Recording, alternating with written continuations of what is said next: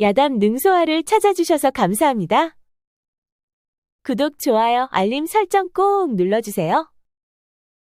옛날 경기도 안성의 해옥이라는 어린 소녀가 살았습니다. 그녀의 부모님은 손바닥만한 땅을 일구며 어렵게 살았지만 항상 웃음이 넘치는 화목한 가정이었지요. 어디 보자, 우리 해옥이가 벌써 이렇게 다 컸구나. 우리 해옥이에게 딱 맞는 신랑감을 찾아봐야겠다. 하하. 아이 부끄러워요, 아버지.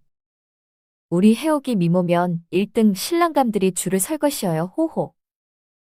해옥의 가족은 가난해도 항상 서로를 생각하며 따뜻한 말로 행복을 만들어갔습니다.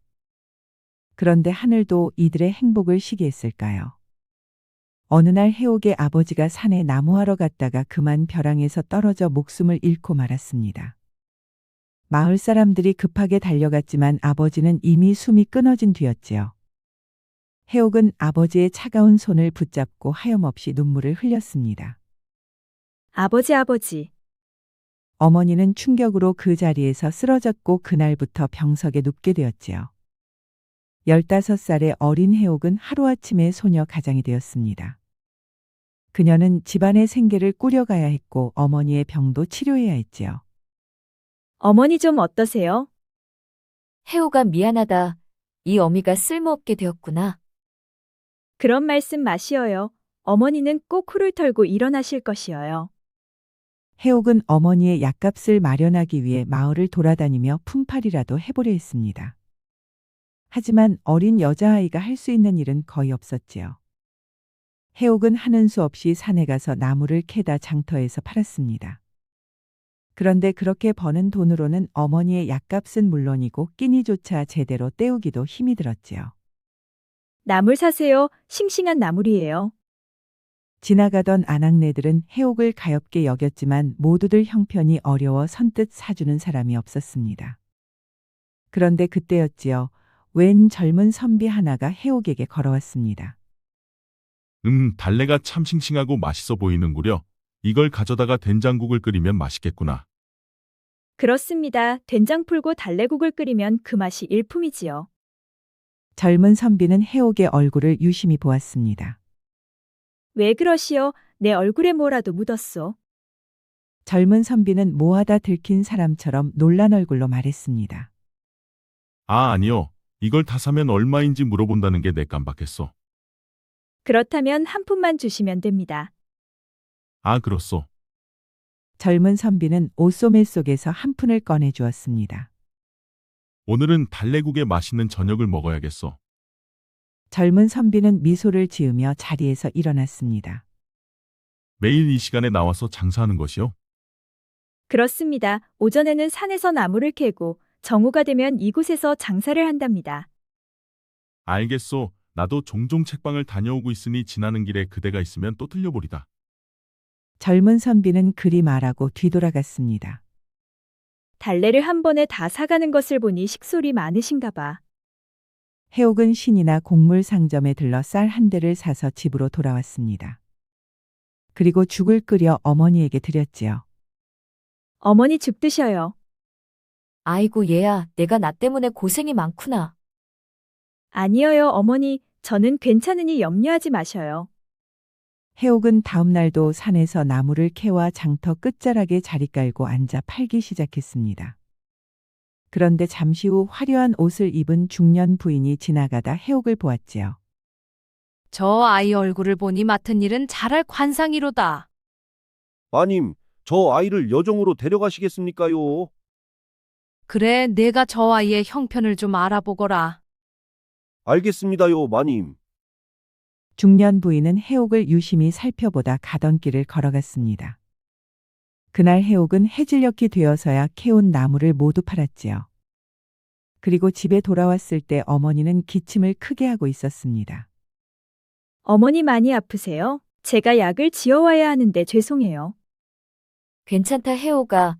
어미는 괜찮으니 신경 쓰지 말고 너라도 굶지는 말거라. 어머니 조금만 참으세요. 제가 내일은 꼭 약을 저올게요. 약을 지려면 적어도 한 양은 있어야 했습니다. 그리하여 해옥은 한 푼 두 푼 돈을 모으고 있었지요. 괜찮다 해옥아.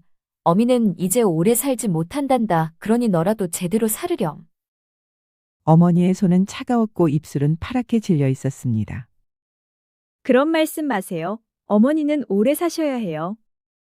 어머니는 말을 하다 말고 기침을 하기 시작했습니다. 헌데 피까지 토했지요. 해옥은 어머니를 껴안고 밤새도록 울었습니다. 그리고 아침이 되니 누군가 집으로 찾아왔지요. 해옥이 문 열고 밖으로 나가자 어제 봤던 화려한 옷의 부인이 하인을 데리고 서 있었습니다. 어떻게 오셨는지요? 자네 사정에 대해서 다 듣고 왔네. 최근 아버지를 잃고 어머니까지 병석에 누워 있다지. 그렇긴 하지만 무슨 일로 찾아오셨는지요? 내가 너에게 한 가지 좋은 제안을 하려고 왔다. 그런데 혹 미신지 여쭤봐도 될런지요? 나는 옆 큰 마을에서 온 최부잣집의 안주인이란다. 내가 우리 집 여종으로 들어오면 내 어머니 약값과 생활비를 모두 대주마. 그 말에 해옥은 깜짝 놀랐습니다. 어머니의 약값을 대준다 하니 이렇게 좋은 기회가 없었지요. 좋아요. 그렇게 하겠습니다. 그녀는 망설이지 않고 곧바로 대답했습니다. 그럼 내일부터 당장 나와 일하거라. 네, 마님. 최부잣집 마님은 하인을 데리고 돌아갔습니다. 그들이 가고 해옥은 너무 기뻐 어쩔 줄을 몰랐지요. 이제 어머니 약값은 걱정하지 않아도 되겠어. 해옥은 참으로 잘 됐다는 생각이 들었습니다. 그리고 다음 날부터 해옥은 최부잣집 여종으로 들어가 일을 시작했습니다. 그녀는 새벽부터 밤늦게까지 쉴 틈 없이 일을 했지요. 일꾼들이 많다 보니 밥과 빨래만 해도 하루 종일 쉴 틈조차 없었습니다. 그러다 보니 몸은 고되고 밤만 되면 녹초가 되었지요. 하지만 약속대로 어머니의 약값과 생활비는 제때 나왔습니다.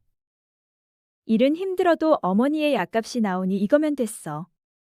그날 저녁 해옥은 어머니의 약을 져서 한 걸음에 집으로 달려갔지요. 어머니 어서 일어나 약 드셔요. 아이고 얘야, 이 비싼 약을 다 어디서 난 것이냐? 최부잣집에서 일해주고 받았어요, 어머니. 나 때문에 네가 고생이 많구나. 아니에요, 어머니. 어머니 병만 나으면 저는 기뻐요. 어머니는 눈물 섞인 탕약을 마셨습니다. 어머니의 눈물이 흘러 탕약 속으로 들어갔지요.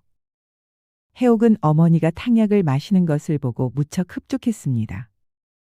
최부잣집에서 일만 열심히 하면 어머니 병도 고칠 수 있을 것 같았지요. 그렇게 해옥은 최부잣집에서 매일매일 열심히 일을 하고 있었습니다. 아니 그런데 이건 또 무슨 일이랍니까? 어느 날 술 취한 최부자가 방으로 들어와 청소하는 해옥을 보며 버락 달려들었지요. 아니 왜 그러세요, 나리. 가만히 있지 못할까? 나리 자리는 깔아놨으니 어서 주무십시오. 해옥은 청소하다 말고 얼른 밖으로 나가려 하였습니다. 헌데 최부자는 거친 손으로 해옥의 손을 잡고 놔주질 않았지요. 인연이 가만히 있어 보래도 너 같은 계집을 두고 내가 어찌 가만히 있겠느냐. 당장 이리 와 내 품에 안기거라. 해옥은 최부자의 손아귀에서 벗어나려 애를 써봐도 그의 손에서 벗어날 수가 없었습니다. 제발 이 손 좀 놔주세요, 나리 제발요. 그런데 그때 안부인이 방문을 박차고 안으로 들어왔습니다. 영감 정신 차리시오. 이게 무슨 추태요? 안부인이 호통을 치자 최부자는 그제서야 겨우 정신을 차렸습니다. 아니 어찌 이렇게 일찍 오셨소? 아니 일찍이라니요? 영감이 이럴 것 같아서 내 서둘러 왔수다. 그저 어린 것들만 보면 정신을 못 차리니 병이여 병. 아니 그걸 이제 아셨소? 새삼스럽게 그런 말을 왜 꺼내시오? 한 번만 더 그랬다간 가위로 그것을 잘라버리고 말 것이요. 아니 이놈의 여편네가 미쳤나? 어딜 감히 얻다가 가위질을 한다는 것이오? 쓸데없는 소리 말고 저 아이는 내가 첩으로 드릴 것이니 그리 아시오. 오냐 그래 어디 한번 해보거라. 내 오늘은 기필코 싹둑 잘라버리고 말 것이야. 그것이 없어지고 나서도 영감 입에서 첩 이야기가 두 번 다시 나오나 어디 한번 보자 그래. 두 사람은 밤새도록 찌그락찌그락 싸웠습니다. 그런데 그 일이 있고 난 후부터 안부인은 해옥을 구박하기 시작했지요. 내년이 주인을 홀리다니 내 너를 가만두지 않겠다. 아닙니다, 마님. 저는 그저 방 청소하고 자리를 깔았을 뿐입니다. 헌데 나리께서 술 취해 들어오셔서 갑자기 저를 닥쳐라 인연. 내년이 영감의 아이를 가져 팔자를 고쳐볼 생각으로 엉덩이를 들이민 게 아니냔 말이다. 해옥은 억울했지만 꾹꾹 참을 수밖에 없었습니다. 마님한테 찍히면 쫓겨날 수도 있었기 때문이었지요. 만에 하나 쫓겨나게 되면 어머니 약값이 제일 먼저 걱정이 되었습니다. 다음부터는 주의하겠습니다, 마님. 그런데 그 일이 있고 보름쯤 지났을까 청천벽력 같은 비보가 주인 집에 날아들었습니다. 아이고, 마님 큰일 났습니다요. 나리가 한양에서 사기를 크게 당하셨다고 합니다요. 아니 그게 무슨 소리냐?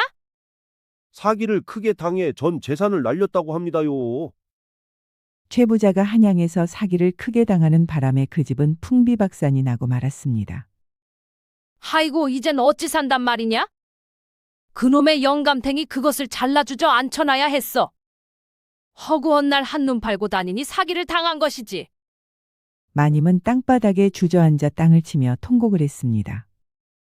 그런데 그때 기방집 주인이 부하들을 이끌고 집으로 쳐들어왔지요. 당장 내 빚을 갚으시오.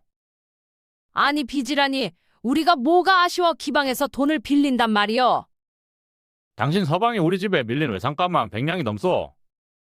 지금 당장 100냥을 내놓지 않으면 이 집 문서라도 가져가겠소. 아니 도대체 그 양반이 기방에서 무엇을 했길래 외상값이 100냥이나 된단 말이여? 아, 기방에서 무엇을 했겠소? 술 먹고 기생들 끼고 잤으니 외상값이 쌓인 게 아니겠소. 으이그 그놈의 뿌리를 진작 자르던지 뽑아버려야 했어. 멀쩡한 지 부인 놔두고 어디다가 지랄을 하고 다녔단 말이여?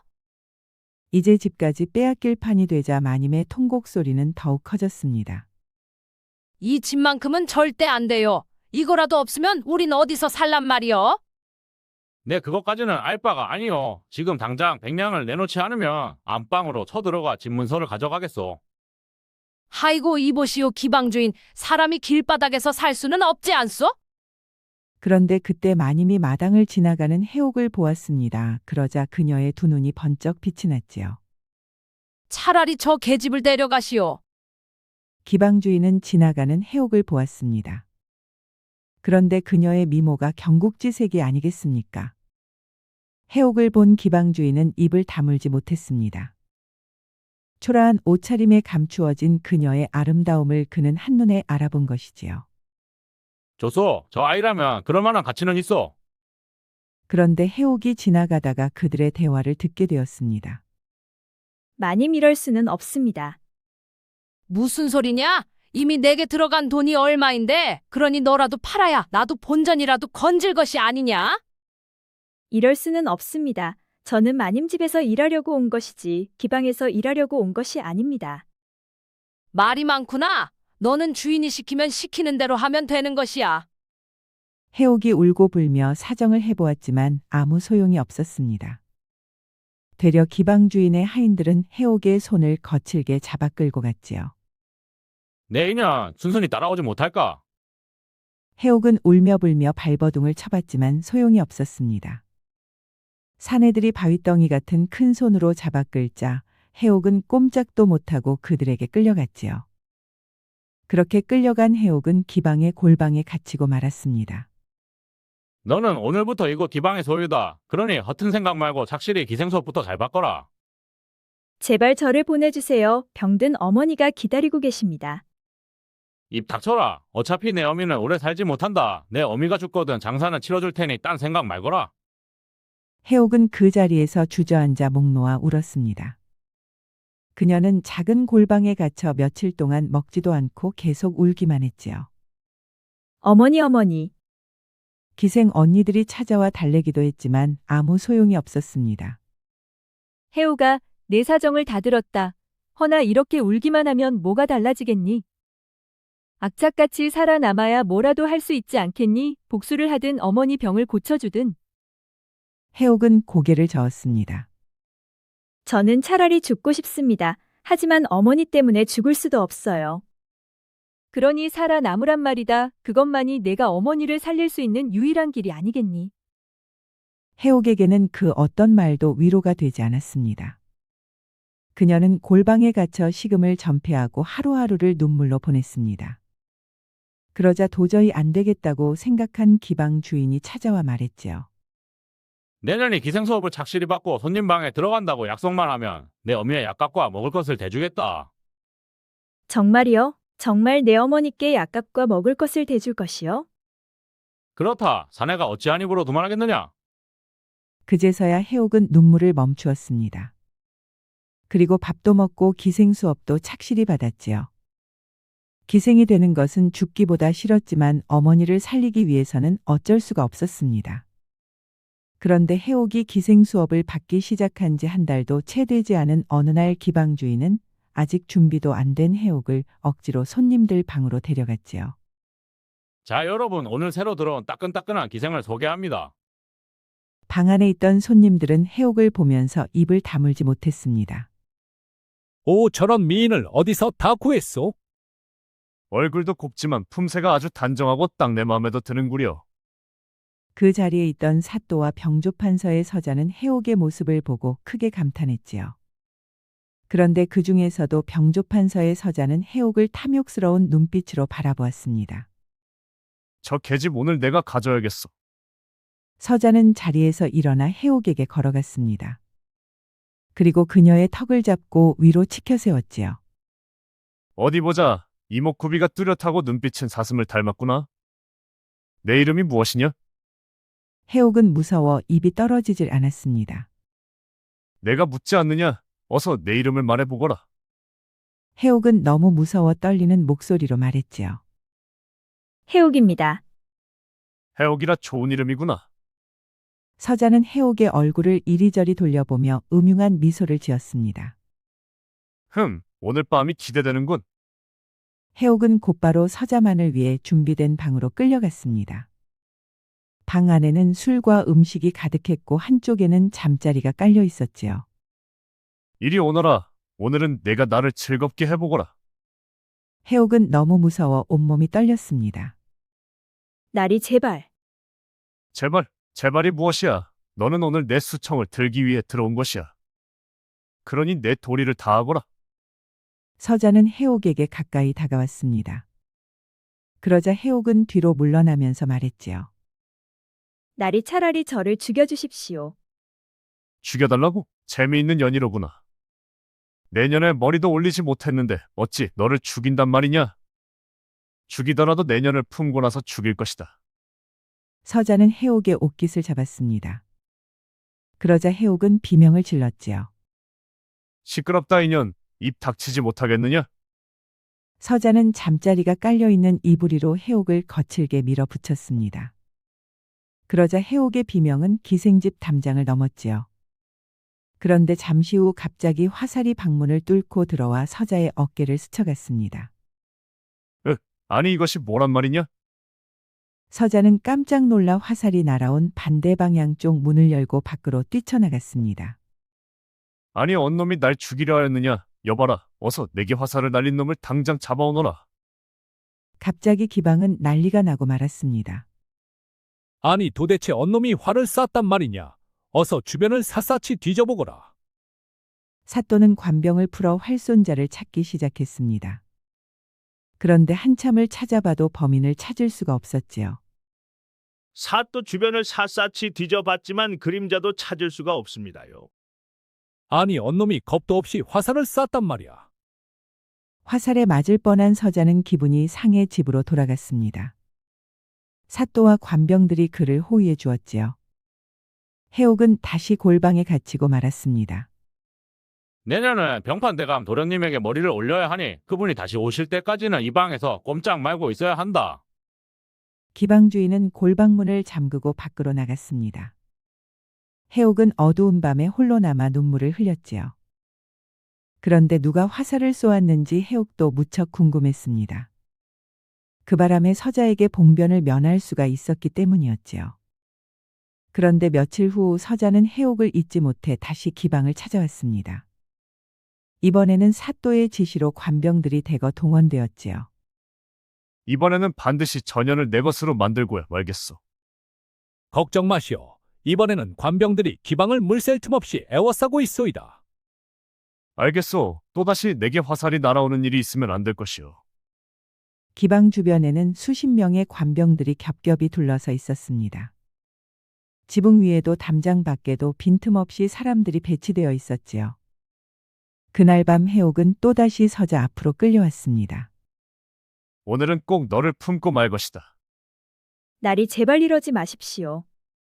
무엇이라 벌써 내년의 본분을 잊었단 말이냐. 오늘은 순순히 내게 몸을 맡기거라. 서자는 음흉한 미소를 지며 해옥에게 다가갔습니다.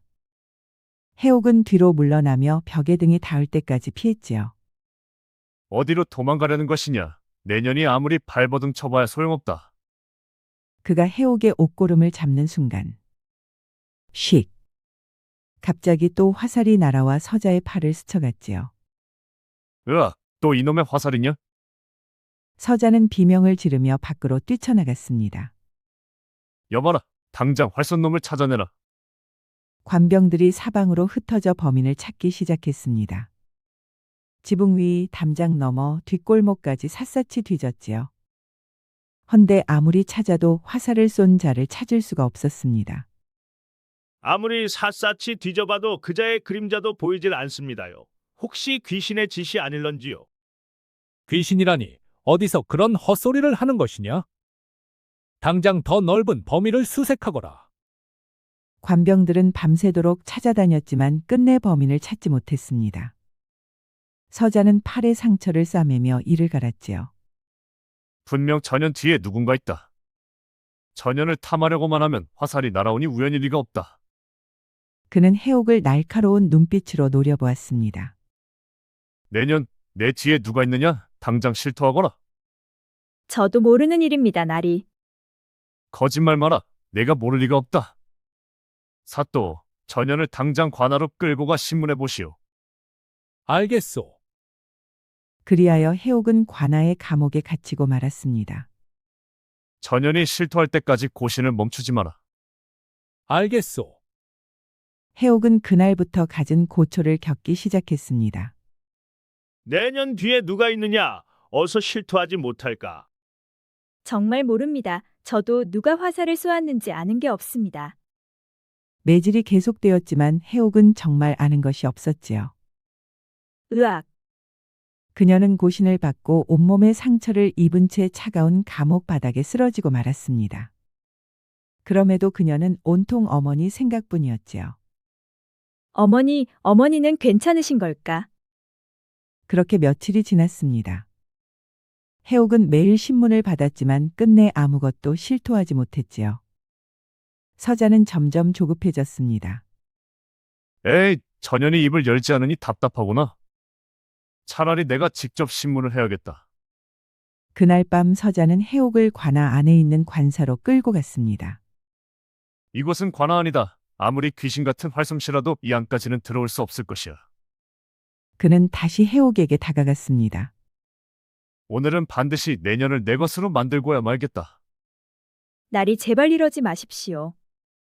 입 닥쳐라. 오늘은 누가 와도 널 구할 수 없다. 그는 해옥을 거칠게 벽으로 밀어붙였습니다. 그리고 그녀의 옷고름을 잡았지요. 쉭! 아니 그런데 이번에도 화살이 창문을 뚫고 날아와 서자의 팔을 관통하고 말았지요. 으악! 서자는 피를 흘리며 바닥에 쓰러졌습니다. 어떻게 이럴 수가? 이곳은 관아 아닌데 도대체 언 놈이란 말인가? 그런데 그때 또 갑자기 밖에서 큰 소리가 들려왔습니다. 암행어사 출두를 외치며 깃발을 든 관군들이 관아로 우르르 쏟아져 들어왔지요. 그리고 관군들은 순식간에 사또와 서자를 잡아 포박했습니다. 사또 이방정은 부패한 관리와 상인들에게 뇌물을 받고 그들의 죄악을 눈감아줬다. 뿐만 아니라 백성들의 재산을 수탈하고 죄 없는 백성을 함부로 가두고 고문한 죄로 파직하고 한양으로 압송한다. 아니 암행어사라니 한 번만 살려줍소. 그리고 서자는 양민을 죽이라 청부한 죄와 죄 없는 여인을 겁탈하려 한 죄로 당장 포박하라. 이보시오, 어사 양반. 내가 누구인 줄 알고 까부는 것이오. 내 아버지가 병조판서요. 병조판서의 아들이면 죄를 지어도 되는 것이냐? 사람의 탈을 쓴 짐승에게는 나라의 법도 관대하다. 당장 이 자리에서 목을 쳐도 시원치가 않겠구나. 서자와 사또 그리고 관리들은 모두 포박되어 옥사에 갇히고 말았습니다. 그리고 해옥은 암행어사의 얼굴을 보고 깜짝 놀랐지요. 어디 다친 데는 없어. 이제 모두 끝났으니 안심하시구려. 아니 당신은 장터에서 달래를 사가셨던 그 젊은 선비. 그렇소. 나는 박기우라 하오. 그대를 장터에서 처음 보았을 때부터 단 한시도 잊어본 적이 없었어. 최부잣집 여종으로 들어가는 것도 기방으로 팔려가는 것도 모두 알고 있었어. 허나 암행어사로서 부패한 관리들의 확실한 증거를 잡기 전까지는 함부로 나설 수가 없었어. 그럼 그동안 화살을 쏜 것은? 맞소. 나의 호위무사 동수여. 그때 검은 옷을 입은 장신의 사내가 해옥에게 고개 숙여 인사를 했습니다. 나는 암행어사 호위무사 김동수라 하오. 동수는 백보 밖에서도 파리의 눈을 맞출 정도의 활솜씨를 가졌어. 관병들이 아무리 수색해도 찾지 못한 것은 동수가 멀리서 쏘고 바로 자리를 피했기 때문이요. 그럼 그때부터 지금까지 저를 계속 지켜봐 주셨단 말씀입니까? 그렇소. 그대가 위태해 보여 동수를 당신에게 붙여준 것이요. 해옥은 모든 것을 알고 나서 눈물을 흘렸습니다. 이 험한 세상에서 자신을 지켜주는 사람이 있었다는 사실에 가슴이 벅차올랐지요. 다음 날 아침 암행어사 박기호는 해옥을 조용히 불렀습니다. 해옥 낭자, 그대에게 해줄 이야기가 있어. 무슨 말씀이신지요? 이것을 보시오. 박기호는 품속에서 낡은 문서 하나를 꺼냈습니다. 나는 암행을 다니며 이 지역의 비리를 조사하다가 놀라운 사실을 알게 되었어. 그대가 바로 병조판서 대감의 친딸이요. 예, 그게 무슨 말씀이십니까? 15년 전 전란이 일어났을 때 병조판서 대감은 전장터에 계셨어. 그리고 대감의 가족들은 모두 피난길에 올랐지요. 허나 피난 도중 적군을 만나 부인과 자녀들이 모두 살해당했어. 그때 유모가 갓난아기였던 막내딸만 겨우 안고 도망쳤어. 유모는 주인 가족이 눈앞에서 살해당하는 것을 보고 큰 충격을 받아 그때의 기억을 잃었어. 그럼 설마 그 갓난아기가 저란 말이요? 그렇소, 바로 그대요. 그럼 저를 키워주신 어머니가 바로 그 유모란 말씀입니까? 그렇소, 그녀는 기억을 잃은 채 그대를 친딸로 알고 키웠고 나중에 만난 농부와 혼인하여 가정을 이루었어. 그 농부가 바로 그대가 아버지라 부르던 분이요. 해옥은 너무 놀라 한동안 말을 잇지 못했습니다. 그리고 그대를 겁탈하려 했던 저 서자는 병조판서 대감첩의 아들이요. 정말이요? 그렇소, 그대와 서자는 아버지가 같소. 해옥은 그 자리에서 주저앉고 말았습니다. 갑작스런 상황에 그녀의 머릿속이 하얘지고 말았지요. 세상에 이런 일이. 대감께서는 그대가 살아있다는 소식을 듣고 당장 달려오신다 하셨소. 제 친아버지께서요? 그렇소, 대감께서는 15년간 그대를 찾아 헤매셨소.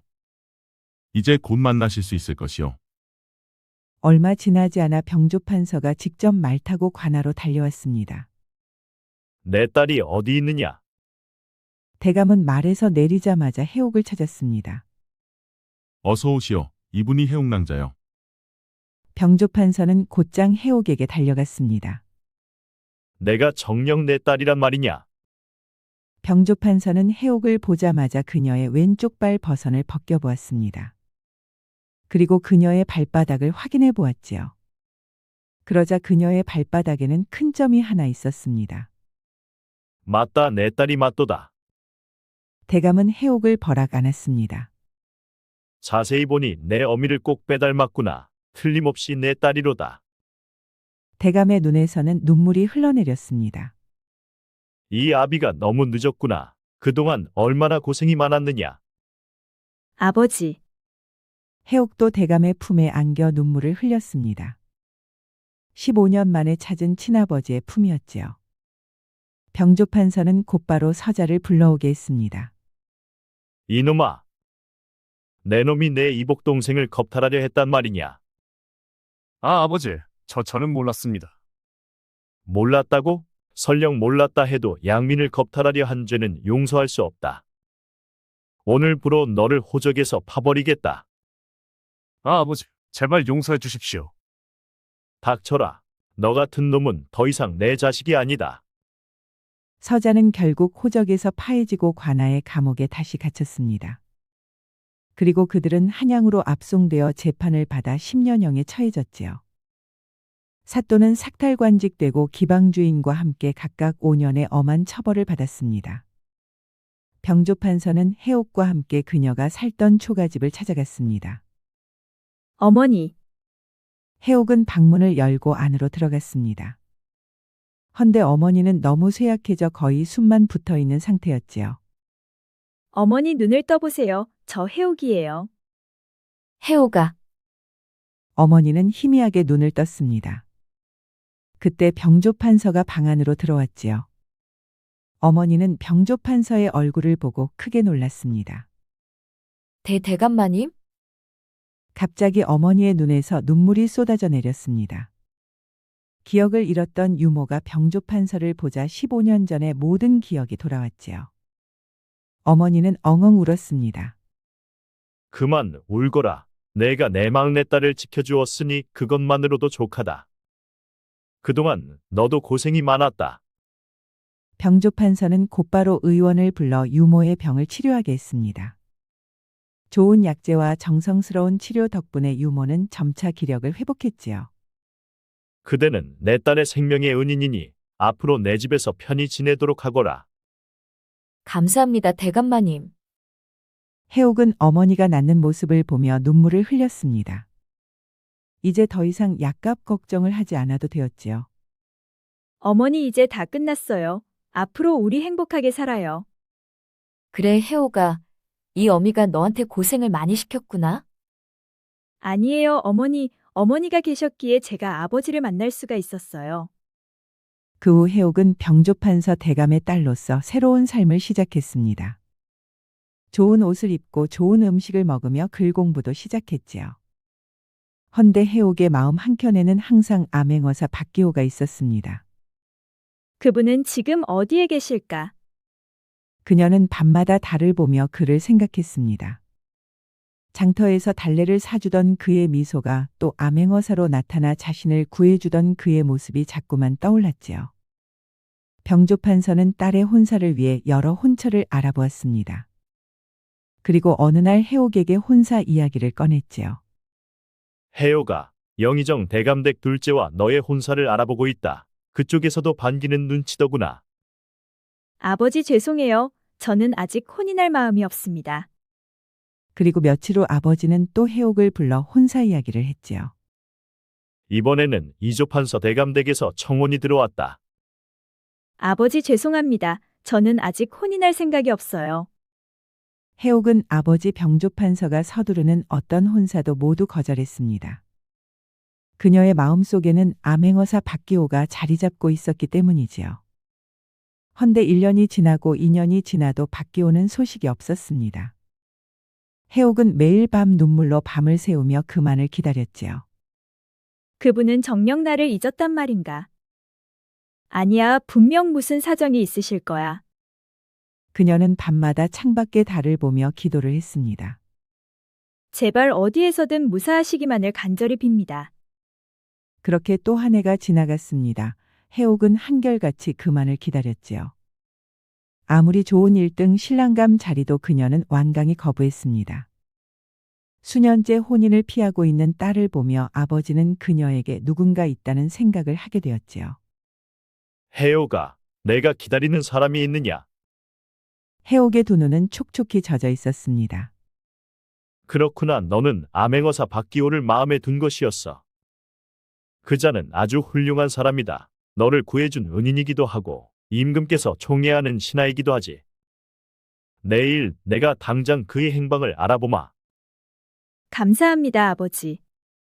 아버지는 해옥의 손을 꼭 잡았습니다. 그리고 다음 날 병조판서는 입궐에 암행어사의 행방을 물어보았지요. 어사께서는 그동안 수많은 탐관오리들을 처벌하셨습니다. 헌데 한 달 전 마지막 암행을 마치고 한양으로 돌아오시는 길에 산에서 도적들을 만나셨습니다. 아니, 그래서 어떻게 되었느냐? 호위무사 동수와 함께 싸우셨지만 도적들이 너무 많아 어사께서 크게 부상을 입으셨습니다. 지금은 충청도 객주에서 의식을 잃은 채 누워 계십니다. 아니, 그런 일이. 아버지 병조판서는 집으로 돌아와 들은 이야기를 해옥에게 말해 주었습니다. 그러자 그녀의 얼굴이 하얗게 질렸지요. 아버지, 저 지금 당장 그분께 가보겠습니다.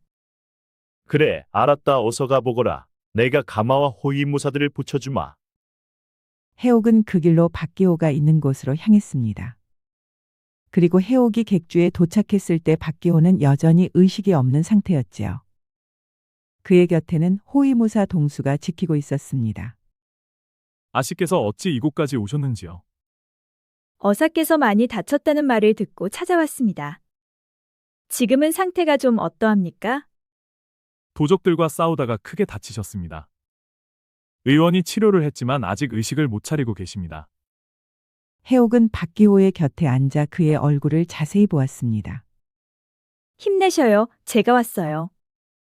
해옥은 박기호의 손을 꼭 잡았습니다. 그녀는 밤낮으로 그의 곁에서 땀을 닦아주고 약을 먹여주었습니다. 제발 눈을 떠보셔요. 저 해옥이에요. 장터에서 달래를 팔던 해옥이요. 그녀는 매일 그에게 말을 걸었고 슬픔에 빠져 있었습니다. 그리고 해옥의 눈에서는 눈물이 줄줄 흘러내렸지요. 그녀의 눈물은 뺨을 타고 흘러 박기호의 입술 위로 떨어졌습니다. 그리고 다음 날 아침 그가 눈을 떴지요. 그런데 자신의 가슴에 기대어 잠든 해옥의 모습이 보였습니다. 해옥낭자. 박기호는 깜짝 놀라 조심스럽게 해옥을 불러보았지요. 낭자, 해옥낭자. 해옥도 잠시 후 눈을 떴습니다. 그리고 자신을 바라보고 있는 그를 보았지요. 깨어나셨어요?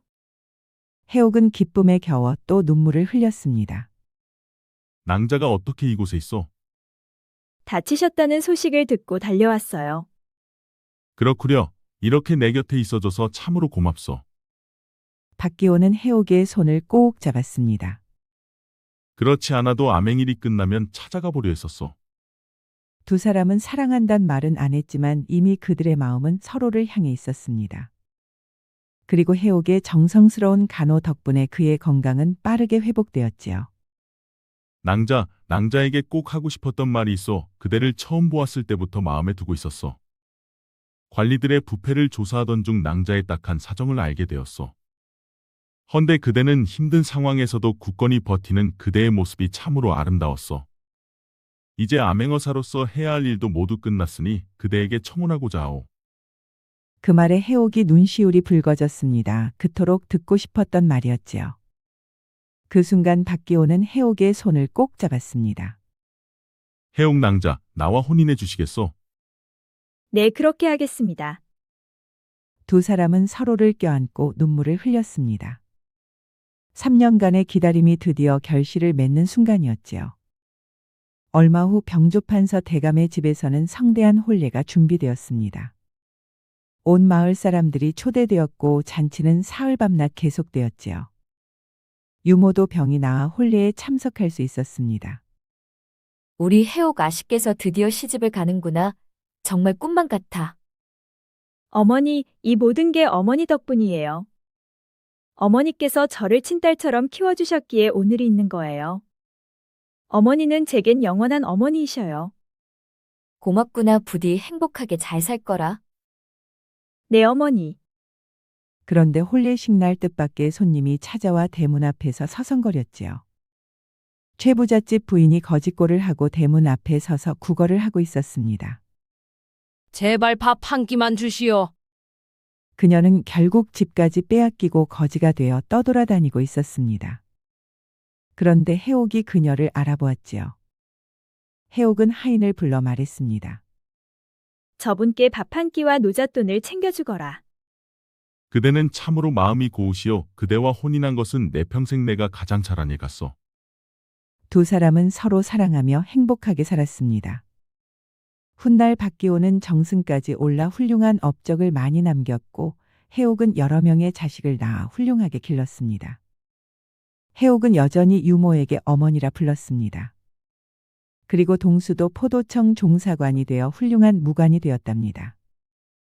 여보, 그때 서방님께서 내 달래를 사주시지 않았다면 지금 저는 어떻게 되었을까요? 아마 그랬다면 나는 지금도 하늘이 맺어준 당신을 찾아 헤매고 있지 않을까요? 두 사람은 서로의 손을 꼭 잡았습니다. 창밖에는 보름달이 환하게 그들을 비치고 있었지요. 그렇게 두 사람은 오래오래 행복하게 잘 살았답니다. 옛말의 하늘은 스스로 돕는 자를 돕는다고 했습니다. 해옥은 어떤 고난 속에서도 어머니를 향한 효심을 잃지 않았고 끝까지 희망을 놓지 않았습니다. 그리하여 하늘은 그녀에게 잃어버린 아버지와 평생의 반려자를 선물로 주었지요.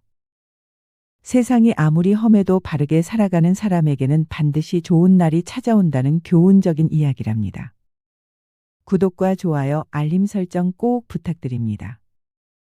우리 이야기가 재미있으셨나요? 다음 이야기도 재미있는 이야기가 많으니 다음 영상도 재미있게 봐주세요. 그럼 여러분 모두 오늘도 행복하고 즐거운 시간 되세요.